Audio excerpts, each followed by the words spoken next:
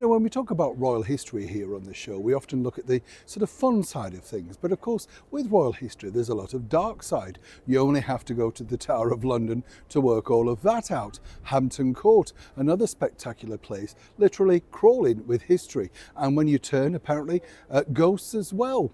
But when you look at the more modern day royal scandals, some people might say, everybody remembers things like Wallis Simpson and, of course, the unrequited love affairs of the Queen's youngest sister, Her Royal Highness Princess Margaret, splashed out across the tabloids, basically selling a lot of newspapers in that particular period. And then we had these sort of resurgence, didn't we, of, royal servants. Of course, you're not allowed to call them that now. They are assistants. But there really wasn't any bigger than this particular gentleman.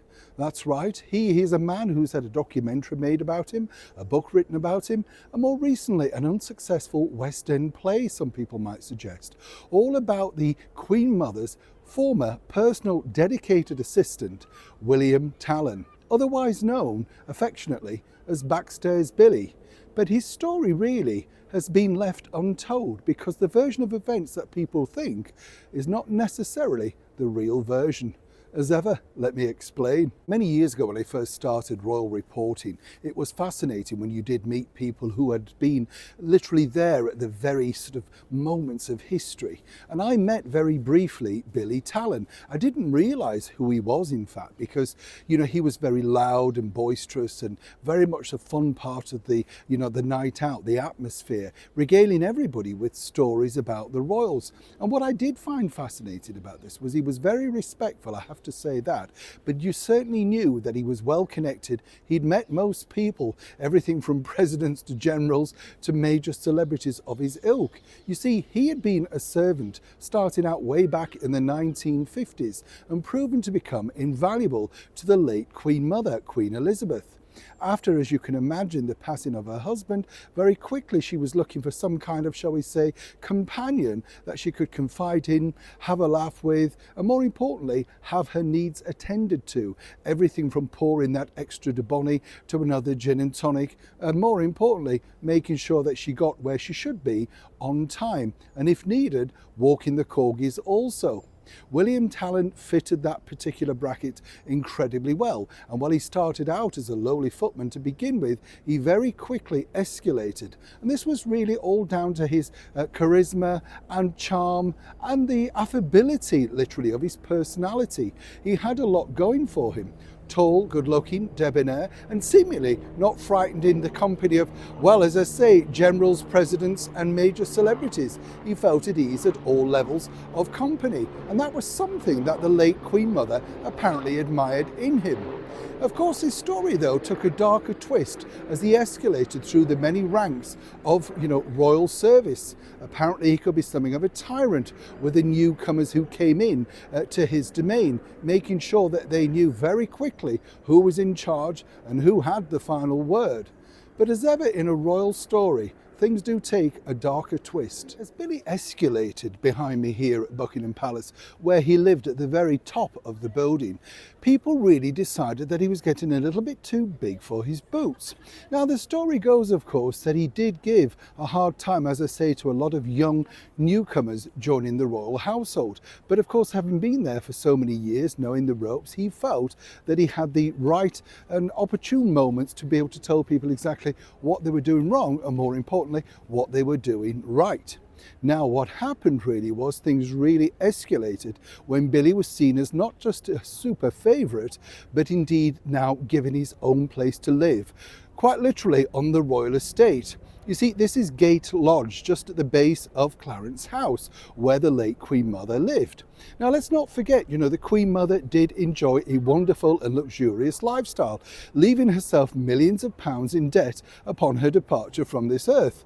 She thoroughly enjoyed her life, there's no two ways about it, and William made sure that everybody who was invited for luncheons on a regular basis was thoroughly entertaining and making sure, more importantly, that they did remember him, and remember him him they did. Now, after a while, you see, he pointed out that it was something of a, shall we say, difficulty traipsing back and forth from literally round the corner at Buckingham Palace from his top floor flat. At his advancing years, as he also pointed out, it would be nice to have his own home. Now, the Queen Mother was very, very savvy, there's no two ways about it, and she really didn't want him to disappear literally too far away. She needed him.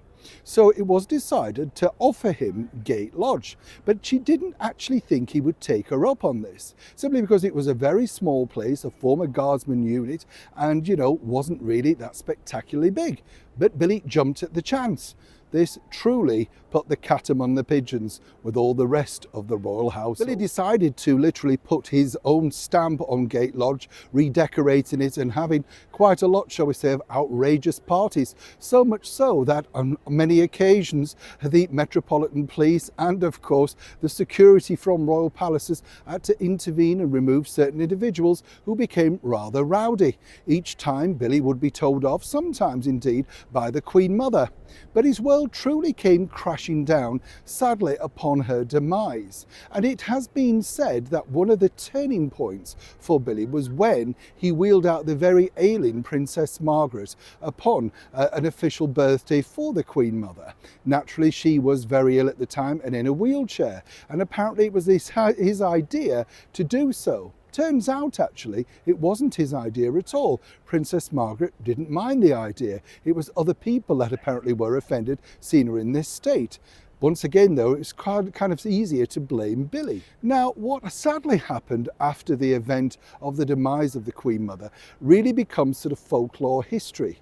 The story goes that he was very quickly moved out of Gate Lodge at Clarence House and tossed aside, no longer no use.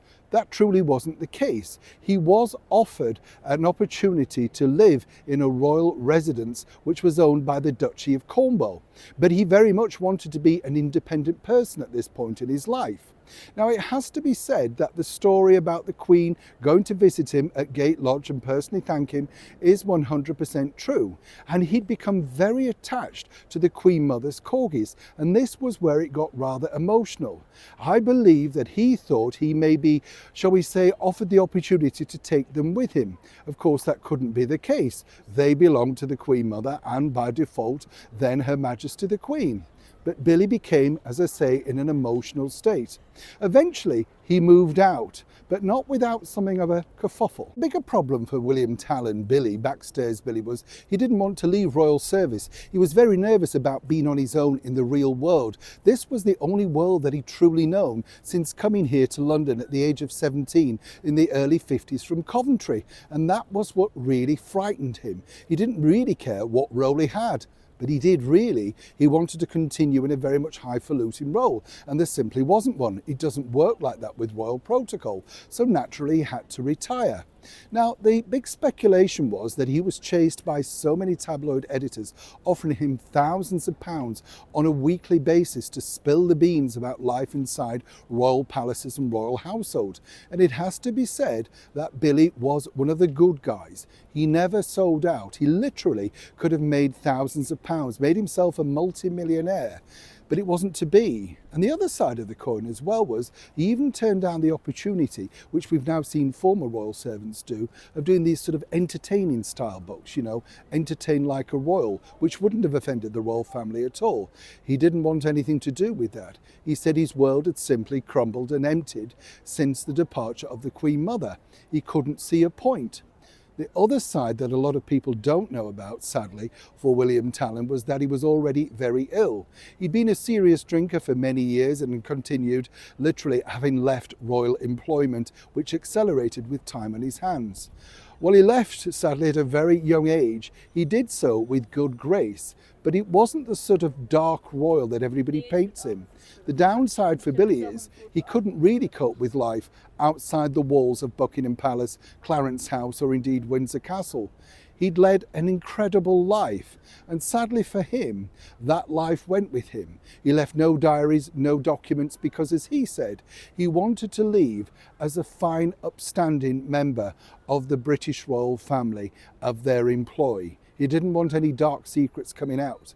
And as he pointed out, the dark secrets that will come out will be made up anyway.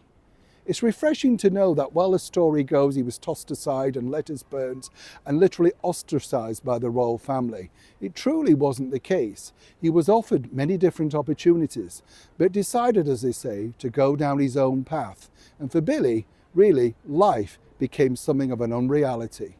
And that is the true story of Backstairs Billy, the king, at least for a while, behind the scenes of Buckingham Palace. Neil Sean, Buckingham Palace, London.